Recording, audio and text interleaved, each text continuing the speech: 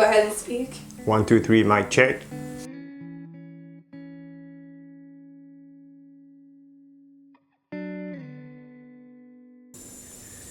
Alright, a few years ago I went on a vacation to the Caribbean solo style. I really let loose, it's all inclusive and I felt like enjoying myself. About midway through the week I decided to rent a jet ski ride from one of the guy who was always there. He seemed pretty cool, and two other couples I knew had done the previous day. At this point I hadn't spent more than an hour fully sober since I'd got here, and I definitely wasn't entirely myself.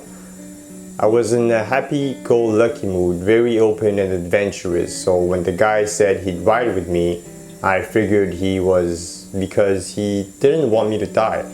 Fair enough, I'm a bourgeoisie drunk tourist. I was having a really good time, the water was perfect when the guy starts touching my legs and talking in my ears. A little too close for comfort, but we're going too fast and in the middle of the oceans for me to do anything, so I start following the coast. Back to the resort, we wandered really far. He then reaches over and takes control of the steering, saying we should stop at this little private beach. He's a smooth guy. A pit in my stomach tells me where this is going, so I go along with him, trying to make him a quick stop. Once we're on the beach, he starts grabbing me and drags me into the water. Then he starts kissing me. I laughingly tried and pushed him away, saying no, no, no. Maybe it was the laughing that undid it, but I'm pretty sure the pushing and the 5 minutes of no should have been obvious to him. I felt completely powerless.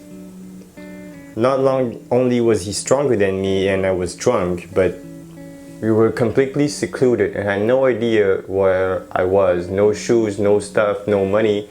I needed this guy to go home. So I let him touch me and kiss me and fuck me. And I tried to say no, but he wouldn't listen. So I kept a fake smile on my face and waited for it to be over. I showered as soon as I got back, then drank more than I had all week. I laughed it off as if it was nothing, but I didn't go back out to the beach after that. I felt completely powerless to do anything and completely ashamed that I let myself be used. I berated myself for not being more forceful, but honestly, I was scared. Now I can look back at and see that I did most of the practical things, and I'm glad because I didn't end up like one of the sad stories. Tourist turns up after dead, drowning. Oh, she's happy she didn't die, I think. Yeah.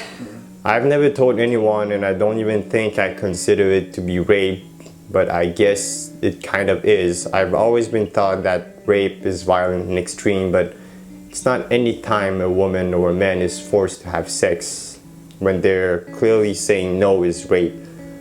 I've always kept it to myself because I didn't want to be labeled as a tease or a drunk slut. A no with a smile is still a no. Alright. Yeah.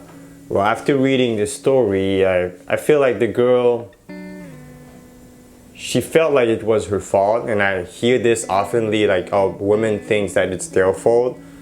But hearing it and reading it and having a personal connection with it, because it's her personal story, well, and reading it, it felt like I was the first person in a sense. So I can understand why she would feel like this, and especially being labeled as a tease or a slut, because, you know, we tend to say this, we tend to say, oh, it was your fault and stuff, but being in her situation, especially as a tourist when there's no one and you depend on someone, and if this person goes away, then you have nothing, so you have no choice but to offer this because you have nothing else to offer. Like, you're lost, you have no information, you have no money, you have no like values or stuff.